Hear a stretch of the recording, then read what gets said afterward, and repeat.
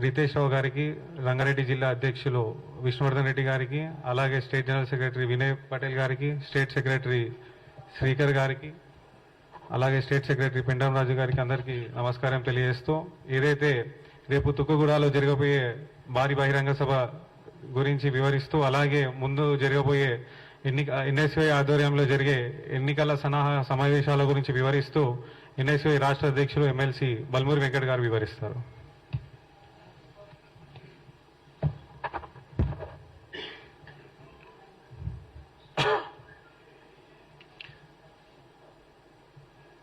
ముందుగా print and electronic media సభ్యులందరికీ very good afternoon.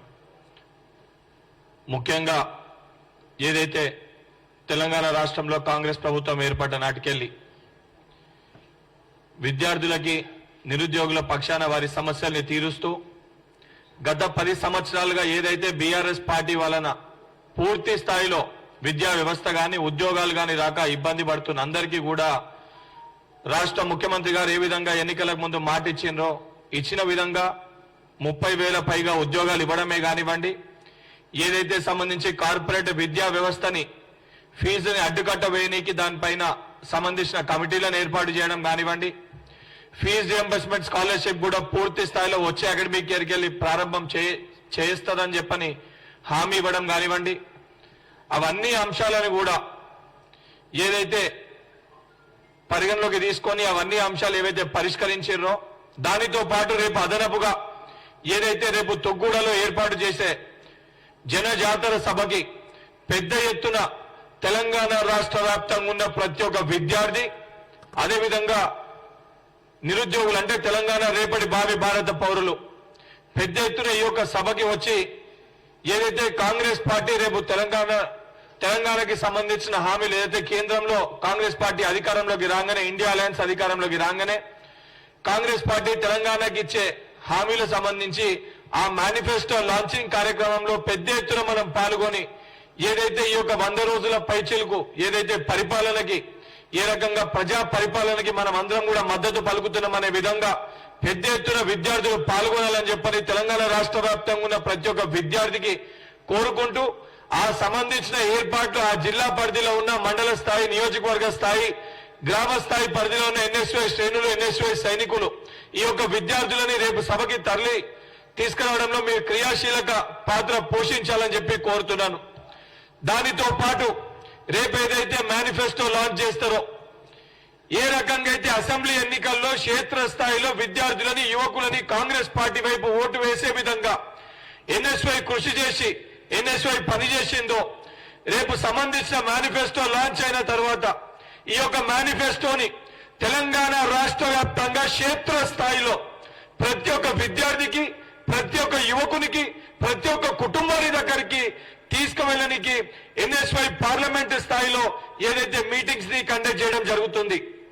ఆ మీటింగ్స్ ఏదైతే 8వ తారీఖు రోజు మొదలై 19వ తారీఖు వరకు ఈ యొక్క కార్యక్రమాల్ని క్షేత్రస్థాయిలో ప్రతి పార్లమెంట్ లో రోజుకి 2 పార్లమెంట్ చొప్పున ఈ యొక్క ప్రోగ్రామ్స్ ని ప్రతి ఒక్క పార్లమెంట్ లో కూడా ఎన్ఎస్వై యొక్క ప్రోగ్రామ్స్ ని ఆర్గనైజ్ చేస్తుంది.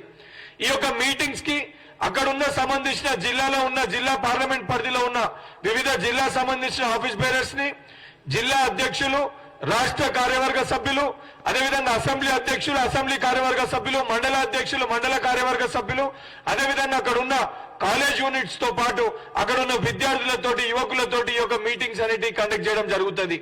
ఈ మీటింగ్స్ లో ప్రత్యేకంగా రేపు ఏదైతే విద్యార్థులకు, యువకులకి సంబంధించిన మేనిఫెస్టోలు ఏవైతే ఉంటాయో ఈ మేనిఫెస్టోని క్షేత్రస్థాయిలో తీసుకువెళ్ళడానికి ఈ యొక్క మీటింగ్స్ ని కండక్ట్ చేయడం జరుగుతుంది.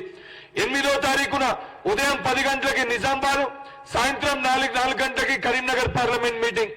అదేవిధంగా 9వ తారీఖున ఏదైతే ఎన్ఎస్వై ఫార్మేషన్ డే సెలబ్రేషన్స్ వచ్చేసి ఉదయం 10 గంటలకి గాంధీ భవన్ లో, దాని తర్వాత 4 గంటలకి ఏదైతే ఉగాది సెలబ్రేషన్స్, ఉగాది పర్వదినాన ఒక సెలబ్రేషన్స్ హైదరాబాద్ సెంట్రల్ యూనివర్సిటీ వేదికగా పెద్ద ఎత్తున మన తెలంగాణ సంస్కృతిని ప్రతి ఒక్క విద్యార్థికి తెలిసే విధంగా ఏదైతే 9వ తారీఖు 4 గంటలకి హైదరాబాద్ సెంట్రల్ యూనివర్సిటీలో కండక్ట్ చేయడం జరుగుతుంది.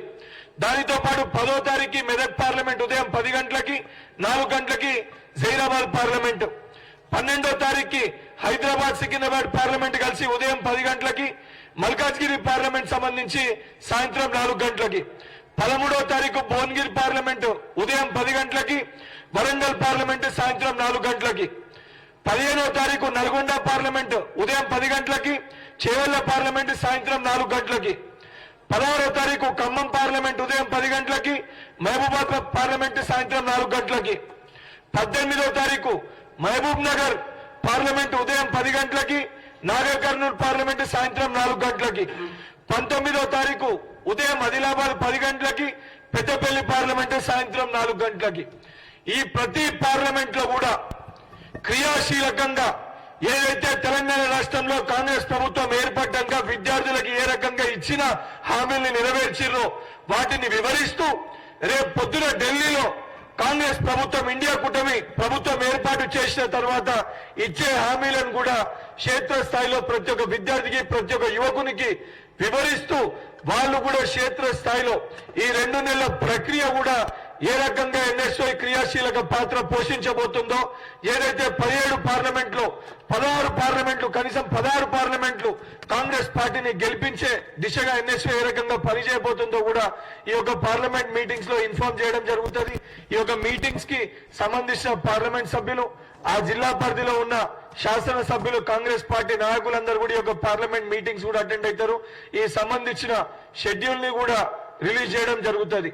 దానితో పాటు ఏదైతే సంబంధించి ఈరోజు ప్రతిపక్ష పార్టీగా ఉన్న బీఆర్ఎస్ పార్టీ నాయకులు కొన్ని విద్యార్థులని, నిరుద్యోగులకి తప్పుదోవలో పట్టించే ప్రయత్నం చేస్తున్నారు, తప్పుడు సంకేతాలు ఇచ్చే ప్రయత్నం చేస్తున్నారు. ఉద్యోగాలకు సంబంధించి కాంగ్రెస్ పార్టీ ఏ రకంగా అయితే మేము హామీ ఇచ్చామో, ఏదైతే సంబంధించి టెట్ కంటే టెట్ మరొకసారి నిర్వహిస్తామని చెప్పినాము, ఏదైతే నిరుద్యోగుల రిక్వెస్ట్ మేరకు టెట్ని మరొకసారి నిర్వహిస్తున్నాము, దానితో పాటు ఏవైతే 2-3 కొన్ని సమస్యలు పరిష్కరించాల్సిన డిఎస్సి సమస్యల్ని కూడా పరిష్కరించినాము. టీఎస్పీఎస్సీ పరిధిలో ఉన్న ఉద్యోగాలన్నీ కూడా నింపడం జరిగింది. ఏదైతే వేరే ఖాళీగా ఉన్న ఉద్యోగాలన్నీ సంబంధించి కూడా తప్పనిసరిగా ఈ యొక్క పార్లమెంట్ ఎలక్షన్స్ అయిపోగానే ఏదైతే నెక్స్ట్ అకాడమిక్ ఇయర్ సంబంధించి నెక్స్ట్ ఇయర్ కి జాబ్ క్యాలెండర్ ని కూడా ప్రకటిస్తాము. దానితో పాటు ఎప్పటికప్పుడు ఖాళీగా ఉండే ఉద్యోగాల్ని ఏ సమయంలో భర్తీ చేస్తామో దాన్ని కూడా ప్రకటించడం జరుగుతుంది. దానితో పాటు ఏదైతే టెట్ ఫీజు ఎక్కువ ఉందని చెప్పి ఇబ్బంది పడుతున్న స్టూడెంట్స్ ఎవరైతే ఇబ్బంది పడుతున్నారో వారి కోసము ఏదైతే దీని తర్వాత అంటే టెట్ ఎగ్జామ్ అయిపోయిన తర్వాత డిఎస్సి ఏదైతే కండక్ట్ చేస్తారో అది ఫీజు లేకుంటే ఈ టెట్ లో క్వాలిఫై అయిన పిల్లలు ఫీజు లేకుంటే డిఎస్సికి అప్లై చేసుకునే విధంగా కూడా ముఖ్యమంత్రి గారి దృష్టికి రిక్వెస్ట్ పెట్టడం జరిగింది. 100% గవర్నమెంట్ దానికి సానుకూలంగా స్పందించి ఈ టెట్ ఎగ్జామ్ కండక్ట్ చేసినాక క్వాలిఫై అయిన స్టూడెంట్స్ ఏదైతే డిఎస్సికి అప్లై చేసుకుంటారో వాళ్ళకి ఫీజు లేకుంటే డిఎస్సి ఎగ్జామ్ రాసే విధంగా, దానితో పాటు ఏదైతే టెట్ కి సంబంధించి మళ్ళీ ఎగ్జామ్ రాయడానికి ఏదైతే అవకాశం ఉంటుందో అంటే మార్క్స్ ఇంక్రీజ్ చేసుకొని దాని తర్వాత అవకాశం ఉంటుందో దానికి కూడా ఫీజు లేకుంటే ఎగ్జామ్ రాసేటట్టు అవకాశం కల్పించాలని చెప్పి రిక్వెస్ట్ చేయడం జరిగింది. 100% దానికి కూడా గవర్నమెంట్ సానుకూలంగా స్పందిస్తుందని చెప్పి తెలంగాణ రాష్ట్ర వ్యాప్తంగా ఉన్న ఏదైతే టెట్ రాస్తున్న డిఎస్సి అప్లై చేయదలుచుకున్న ప్రతి ఒక్క ఏదైతే సంబంధించి యువకులకి ఈ యొక్క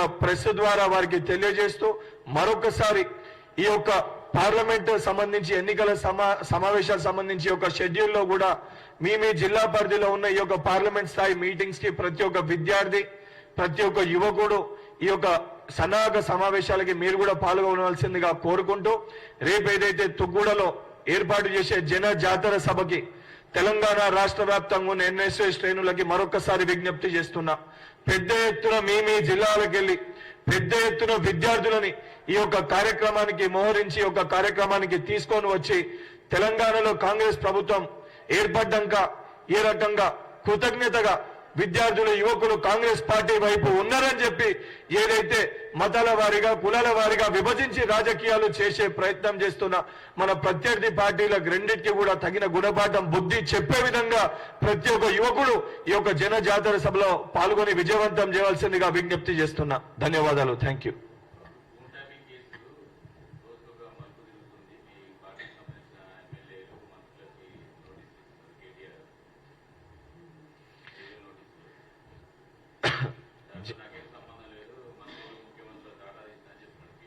ఇప్పుడు ఏదైతే తప్పు జరిగినప్పుడు తానే ముఖ్యమంత్రి అని చెప్పి ఒక షాడో ముఖ్యమంత్రిగా ఏదైతే టెర్రరిస్టులు నక్సలైట్లు సంబంధించి దేశానికి ఏదైతే భద్రతకి సంబంధించిన ఉపయోగించాల్సిన ఫోన్ ట్యాపింగ్ ని కూడా వారు వాడుకొని రాజకీయ లబ్ధి కోసము ఏదైతే సంబంధించి ప్రత్యర్థులని ఇబ్బంది పెట్టే ప్రయత్నం చేసిరని చెప్పి చాలా స్పష్టంగా ఏదైతే సంబంధించి ఎవిడెన్సెస్ గానీ జరుగుతున్న ఎంక్వైరీ ప్రకారం తెలుస్తుంది. నిజంగా కేటీఆర్ గారు తప్పు చేయకపోతే దీంట్లో ఆయన సంబంధించి ఎటువంటి సంబంధం లేకపోతే గుమ్మడికాయ దొంగ ఎవరంటే భుజాలు తడుముకున్నట్టు పదే పదే ఫోన్ ట్యాపింగ్ గురించి ఎందుకు తీస్తున్నారు, ఫోన్ ట్యాపింగ్ చాలా చిన్న సమస్య అన్నట్టు మాట్లాడుతున్నారు. 100% ఎవరు తప్పు చేసినా ఇది కేవలము కాంగ్రెస్ పార్టీ శ్రేణులో కాంగ్రెస్ పార్టీ నాయకుల ఫోన్ ట్యాపింగ్ చేసిరని చెప్పి ఈ కేసు సంబంధించి ఎంక్వైరీ జరుగుతలేదు. ఒక వ్యక్తి స్వేచ్ఛని, ఒక ఇద్దరు వ్యక్తులకు సంబంధించి వారి వ్యక్తిగత స్వేచ్ఛని వాళ్ళ రాజకీయ లబ్ధి కోసం వాడుకొని బ్లాక్ మెయిల్ చేసి వాళ్ళ కడుపులు నింపుకోనికి సంబంధించి మీడియా సోదరులను కానివ్వండి, ఏదైతే ఫిలిం ఇండస్ట్రీ సంబంధించి వారు కానివ్వండి, ఏదైతే జ్యుడిషియల్ సంబంధించి వారిని కానివ్వండి, ఆఖరికి వారి సొంత పార్టీ శాసనసభ్యుల పైన కూడా, వారి సొంత పార్టీ ఎమ్మెల్యేల మంత్రుల పైన కూడా ఈ యొక్క ఫోన్ ట్యాపింగ్ ని పెట్టి వాళ్ళని బ్లాక్ మెయిల్ చేసి పైసలు దండుకున్నట్టు చాలా స్పష్టంగా కనబడుతుంది. 100% దీనికి పూర్తి బాధ్యుడు కల్వకుంట్ల తారక రామారావు గారు, తన్నీరు హరీష్ రావు గారు.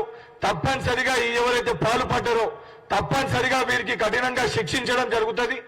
ఏ రకంగా న్యాయపరంగా చట్టపరంగా ఏదైతే శిక్ష అనుభవించాల్సి వస్తుందో, ఎన్ని మాటలు చేసినా సమయం వచ్చినప్పుడు వీళ్ళు కూడా ఏదైతే తప్పు చేసినా వారందరూ కూడా కటకటాల్లోకి వెళ్లాల్సిందే.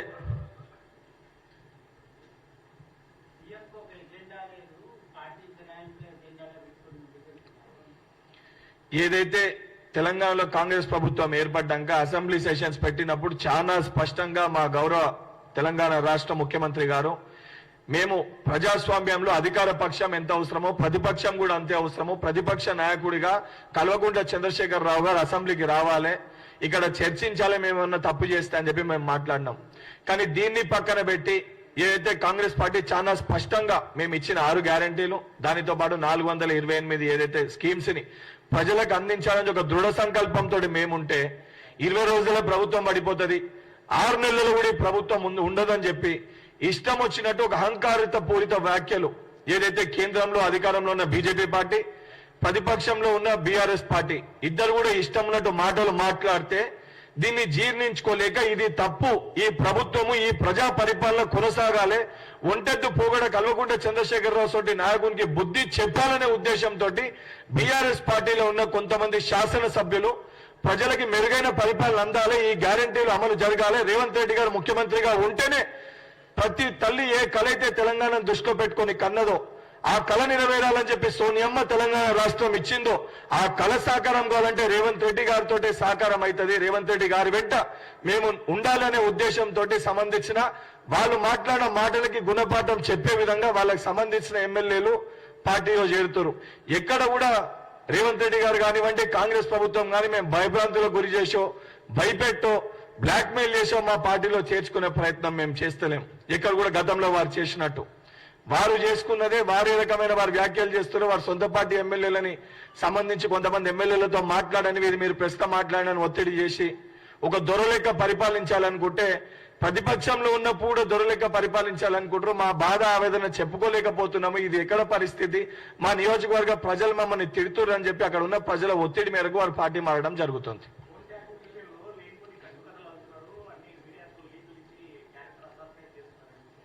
ఇప్పుడు ఏదైనా ఎంక్వైరీ జరుగుతున్నప్పుడు కంప్లీట్ గా ఎంక్వైరీ బయటకు వచ్చినప్పుడు సంబంధించిన ఆఫీసర్స్ ఇచ్చిన స్టేట్మెంట్స్ రికార్డ్ చేస్తారు. ఫోన్ ట్యాపింగ్ జరిగిందనేది వాస్తవం అనేది అందరికీ తెలిసిన విషయము. ఫోన్ ట్యాపింగ్ చేసిర్రు అనేది దానికి చాలా స్పష్టంగా ఏదైతే సంబంధించి మీడియా కథనాల్లో పట్టుకున్న ఏదైతే బై ఎలక్షన్స్ టైంలో పట్టుకున్న డబ్బు కానివ్వండి, సంబంధించిన వ్యక్తులు కానివ్వండి, ఫిలిం యాక్టర్స్ ది కానివ్వండి చేసినట్టు కనబడ్డది.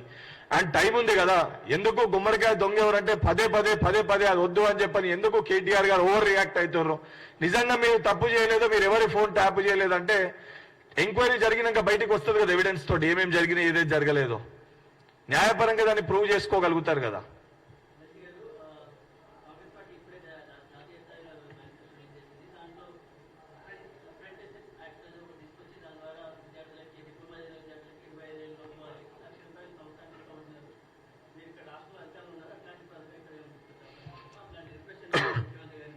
100% స్టూడెంట్స్ అండ్ యూత్ కి సంబంధించి అది మొదట ఇక్కడికి వెళ్ళి రిక్వెస్ట్ చేసిన ఒక స్కీమే అంటే లాస్ట్ టైం వచ్చినప్పుడు దాన్ని ఏదైతే సంబంధించి దేశవ్యాప్తంగా ఏవైతే ఇంప్లిమెంట్ చేయగలుగుతారో స్టూడెంట్స్ దానికి సంబంధించి అదొకటి పెట్టడం జరిగింది.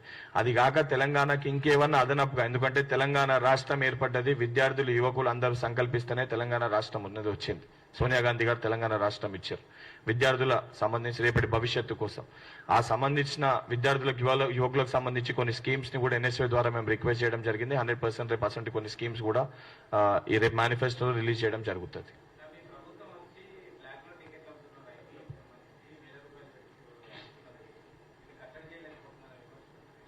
100% ఏదైతే ఐపీఎల్ సంబంధించి టికెట్ల వ్యవహారం కానివ్వండి, ఇవన్నిటిపైన కూడా నేను కూడా దీనిపైన సంబంధించి ముఖ్యమంత్రి గారితో మాట్లాడతా. దీనికి ఎవరు ఈ సొంటి వాటికి పాల్పడుతారో వాళ్ళపైన కఠినమైన చర్యలు తీసుకోవాలని చెప్పి కూడా చెప్పడం జరుగుతుంది. నెక్స్ట్ మ్యాచ్ అంటే అట్లీస్ట్ నెక్స్ట్ టైం ఏదైతే సంబంధించి 4 మ్యాచ్లని అసొంటి పరిస్థితి వస్తే దానికి సంబంధించిన చర్యలు కూడా ఈ ప్రభుత్వం తీసుకుంటుంది.